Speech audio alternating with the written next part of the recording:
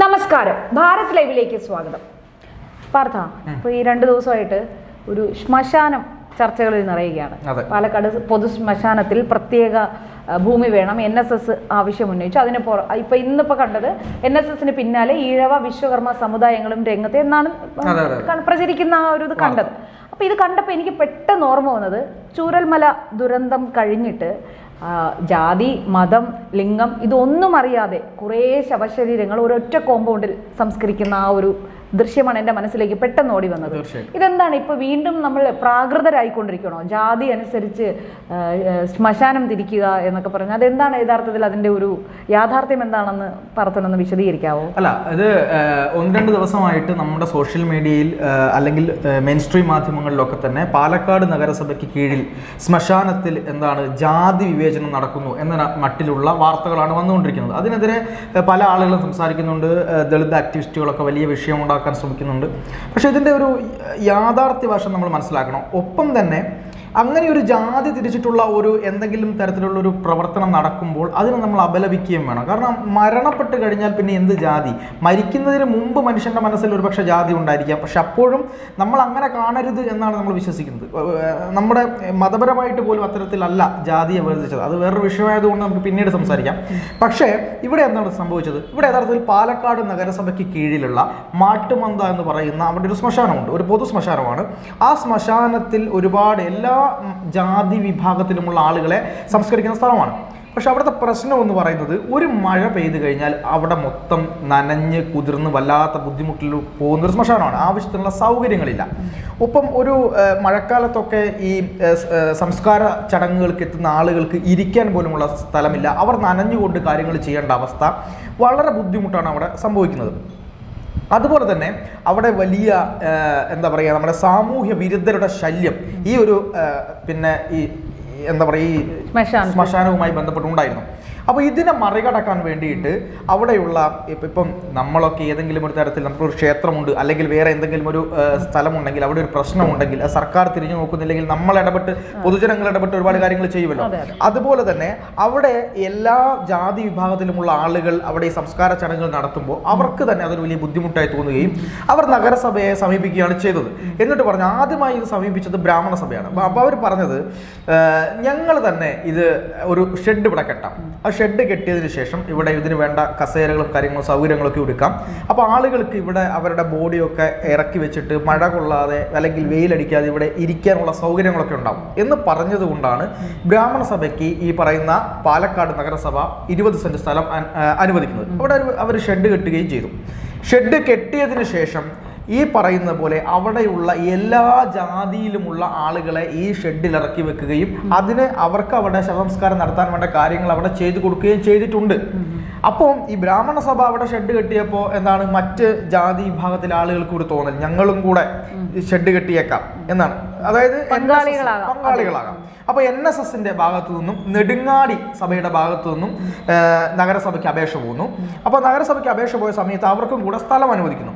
അപ്പോൾ അവർക്ക് സ്ഥലം അനുവദിച്ചപ്പോൾ NSS പറഞ്ഞൊരു കാര്യം എന്ന് പറയുന്നത് കുറച്ചും കൂടി വിശാലമായിട്ട് ഇവിടെ രാത്രി സമയങ്ങളിൽ വലിയ രീതിയിലുള്ള എന്താണ് സാമൂഹ്യ വിരുദ്ധമായ പ്രവർത്തനം ഈ ശ്മശാനത്തിന്റെ ഉള്ളിൽ നടക്കുന്നുണ്ട്. അപ്പോൾ അത് തടയാൻ വേണ്ടി അവിടെ മതിൽ കെട്ടാൻ കൂടി അവർ തീരുമാനിച്ചു. ഈ മതിൽ കെട്ടാൻ കൂടി തീരുമാനിച്ചപ്പോൾ അതായത് പ്രധാനപ്പെട്ട ഈ സാധനങ്ങൾ സൂക്ഷിക്കുകയും അവിടെ ഇരിക്കുകയും നമ്മൾ വിശ്രമത്തിനായി ഇരിക്കുന്ന സ്ഥലത്താണ് ഈ മതിൽ കെട്ടാൻ വേണ്ടി അവർ തീരുമാനിച്ചത്. അപ്പോൾ അതിനെയാണ് ഈ ജാതി വേർതിരിവുണ്ട് എന്ന രീതിയിൽ പ്രചരിപ്പിക്കുന്നത്. ഒപ്പം നമ്മൾ നോക്കണം, ഈ നെടുങ്ങാടി സഭ അതുപോലെ തന്നെ ഈഴവ സഭ, വിശ്വകർമ്മ ഇവരും കൂടെ ഇപ്പോൾ അപേക്ഷ കൊടുത്തിട്ടുണ്ട്.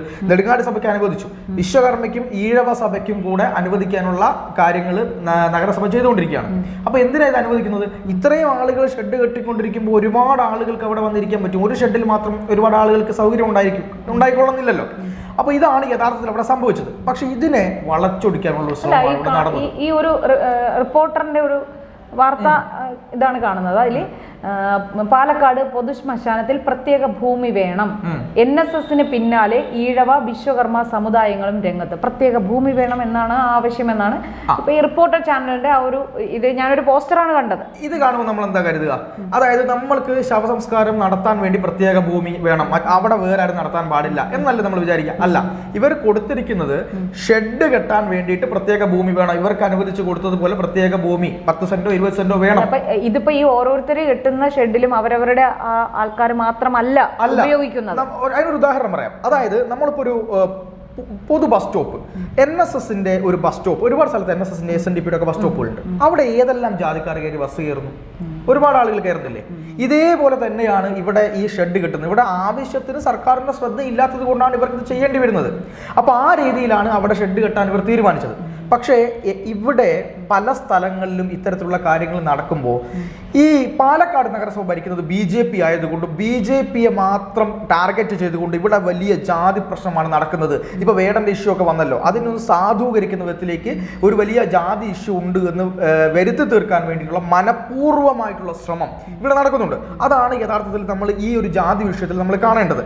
ഒപ്പം ഞാൻ വേറൊരു കാര്യം ചോദിക്കാം. നമ്മൾ മറ്റ് മതവിഭാഗങ്ങളിലെ എടുത്തു നോക്കൂ. നമ്മളിപ്പോൾ ഈ ജാതി കാര്യങ്ങൾ പറയുന്നുണ്ടല്ലോ. ക്രിസ്ത്യൻ വിഭാഗത്തിൽ കത്തോലിക്ക പള്ളിയുണ്ട്, അതുപോലെ തന്നെ എന്താണ് ലാറ്റിൻ, അതുപോലെ തന്നെ CSI പള്ളിയുണ്ട്, യാക്കോബിറ്റ് പള്ളിയുണ്ട്, അങ്ങനെ പല പള്ളിയുണ്ട്. ഇവിടെ എറണാകുളത്ത് വലിയ അടിവരെ നടക്കുകയാണ് സഭകൾ തമ്മിൽ. യാക്കോബായ പള്ളിയിൽ കൊണ്ടുപോയിട്ട് ഒരു കാത്തോലിക്കനെ അടക്കം ഇവിടെ കഴിയുമോ? ഇല്ലല്ലോ. CSIയുടെ പള്ളിയിൽ അല്ലെങ്കിൽ ഈ പറയുന്ന പലതരം യഹോവ സാക്ഷികളുണ്ട്, അങ്ങനെ പല ആളുകളുണ്ട്. ഇവർക്കൊക്കെ പ്രത്യേക പള്ളി, പ്രത്യേക ശ്മശാനമാണെന്നേ. അവിടെ അവർ ഇങ്ങനെ പരസ്പരം കൊണ്ടുപോയി അടക്കാൻ സമ്മതിക്കത്തില്ല. അപ്പൊ അവിടെ എന്താ നിങ്ങൾ പോയിട്ട് അത് ശരി എന്നാ പിന്നെ ഒരു ക്രിസ്ത്യാനിയായ ആളല്ലേ, അവരെ നിങ്ങൾക്ക് അപ്പുറത്ത് അടക്കിയാൽ എന്താ? അപ്പ പണിപാളും. അല്ല, അത് പറയുമ്പോഴും ഹിന്ദു മതത്തിലാണ് ജാതീയത ഉള്ളത് എന്ന് പറഞ്ഞു വെക്കുകയാണല്ലോ. മറ്റുള്ളവരുടെ ഈ വിഭാഗങ്ങളെ കുറിച്ചൊന്നും ആരും പരാമർശിച്ച് കാണാറില്ല ഇത്. അതെ, അതാണ്. മാത്രമല്ല, ഇനി വേറൊരു കാര്യം എടുത്തു നോക്കൂ. മുസ്ലിം മതവിഭാഗത്തിന് എടുത്തു നോക്കൂ. അവിടെ മുജാഹിദ്, സുന്നി, ഈ പറയുന്ന ഷിയ പല വിഭാഗങ്ങളുണ്ട്. അപ്പം സലഫി, മുജാഹിദ്, ഇങ്ങനെ പല ആളുകളുണ്ട്.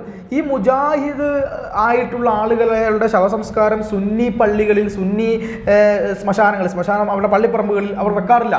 എന്തുകൊണ്ടാണ് അത് വെക്കാത്തത്? കൃത്യമായ ഒരു അയിത്തം അവിടെ ഉണ്ട്. അതിനെപ്പറ്റി ചർച്ച ചെയ്യാൻ പോയാൽ ഇവരുടെ ഇത് പോവും. ഞാനിപ്പോൾ ആലോചിക്കുന്നത്, എനിക്ക് തോന്നുന്നു ആരിഫ് ഹുസൈനുമായി ബന്ധപ്പെട്ട ഒരു ചർച്ച നടന്നായിരുന്നു. നമ്മുടെ ഒരു ജാതി വിവേചനം, അതുപോലെ തന്നെ അന്ധവിശ്വാസ സംബന്ധമായ ഒരു കാര്യവുമായി ബന്ധപ്പെട്ട് K. സുധാകരൻ ഒരു കൂടോത്രത്തെ പറ്റി ഒരു കാര്യം സംസാരിച്ചു.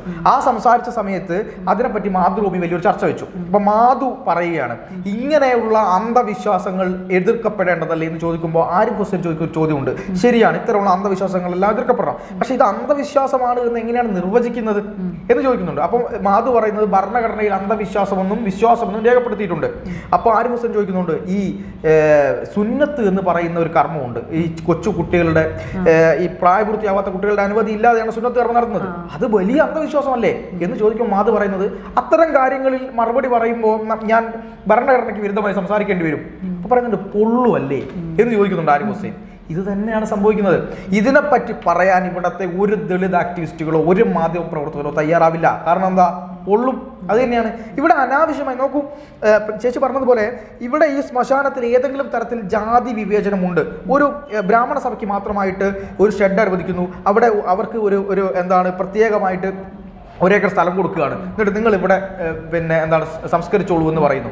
അങ്ങനെയാണെങ്കിൽ നമുക്ക് പറയാം, ഇതാ ഈ ശ്മശാനത്തിൽ ഈ ഭാഗത്ത് ബ്രാഹ്മണർ മാത്രമേ വെക്കാൻ പാടുള്ളൂ എന്ന് പറഞ്ഞിട്ടുണ്ട്, അത് വിവേചനമാണ് എന്ന് പറയാം. അല്ലല്ലോ, അങ്ങനെയല്ല. ആ ഷെഡ് കെട്ടാൻ മാത്രമാണ് അനുവദിച്ചിട്ടുള്ളത്. അതല്ലാതെ ഇപ്പം ഹൈക്കോടതിയിൽ പെറ്റീഷൻ കൊടുത്തു കഴിഞ്ഞാൽ ഇവിടെ ഇവരുടെ കമ്മീഷനെ വരെ വെച്ച് അത് അന്വേഷിക്കുമ്പോൾ കൃത്യമായി കാര്യങ്ങൾ വെളിച്ചത്ത് വരും. ഒരു നഗരസഭയ്ക്കൊന്നും അങ്ങനെ ചെയ്യാൻ പറ്റില്ല.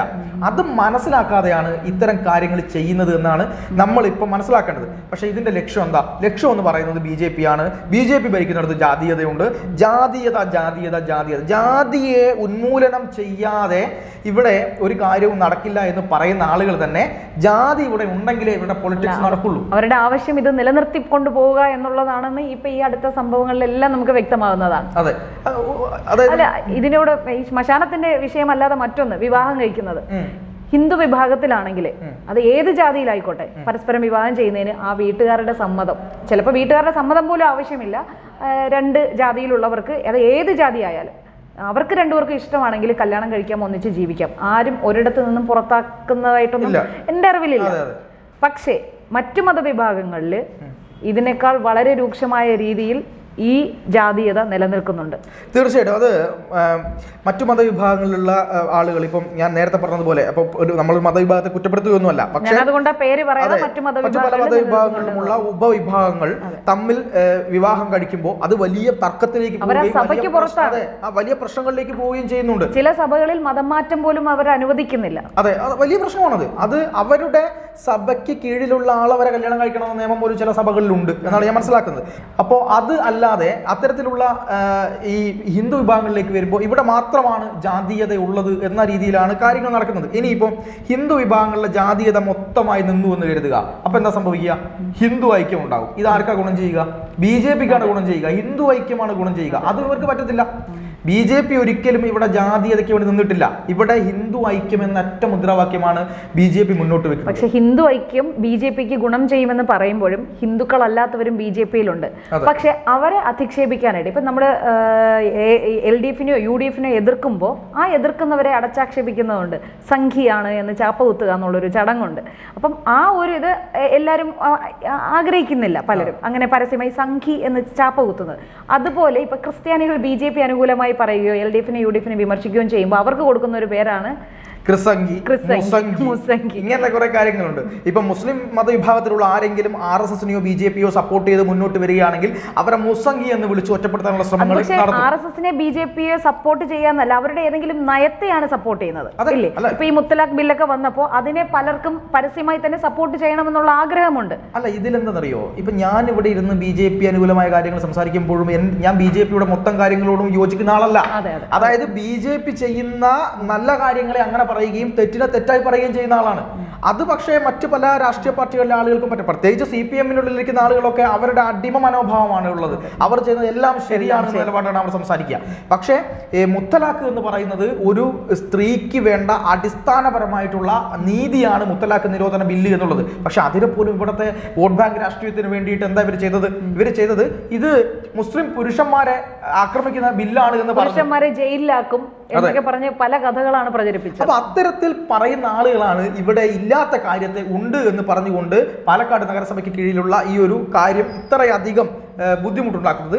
ഈ വാർത്ത കൊടുക്കുന്ന മാധ്യമങ്ങൾ പോലും സത്യസന്ധമല്ലാത്ത വാർത്തകൾ കൊടുത്ത്, ഇപ്പോൾ ഒറ്റ ഉദാഹരണം കൂടി പറഞ്ഞ് നമുക്ക് അവസാനിപ്പിക്കാം. അതായത് ഇപ്പോൾ ഈ ഒരു ചാനലിന്റെ വാർത്ത മാത്രം എടുത്ത് നോക്കിയാൽ മതി. ഭൂമി, അതായത് പ്രത്യേക ഭൂമി NSSന് അനുവദിച്ചതുപോലെ പ്രത്യേക ഭൂമി വേണമെന്ന് SNDPയും ഈഴവയും അതുപോലെ തന്നെ വിശ്വകർമ്മ ആവശ്യപ്പെട്ടു എന്നാണ് പറയുന്നത്. അത് കാണുമ്പോൾ ആളുകൾ വിചാരിക്കും, ആഹാ, അപ്പൊ മറ്റവരൊക്കെ പ്രത്യേക ഭൂമിയിൽ ആണ് സംസ്കരിക്കുന്നത്. ഇതല്ല, ഷെഡ് കെട്ടാനാണെന്നേ ആവശ്യപ്പെട്ടത്. ഇതുപോലും മറച്ചു വെച്ചുകൊണ്ട് ഈ കള്ളം പ്രചരിപ്പിക്കുന്ന ആളുകളെ മനസ്സിലാക്കിയിരിക്കുക എന്ന് ഉദ്ദേശിച്ചത് ഷെഡ് കെട്ടുന്നത് ഭൂമിയിലാണല്ലോ. അതെ, പക്ഷെ അതാണ് അവർ ഉദ്ദേശിച്ചത്. അവർ ചെയ്ത സത്യമാണ്.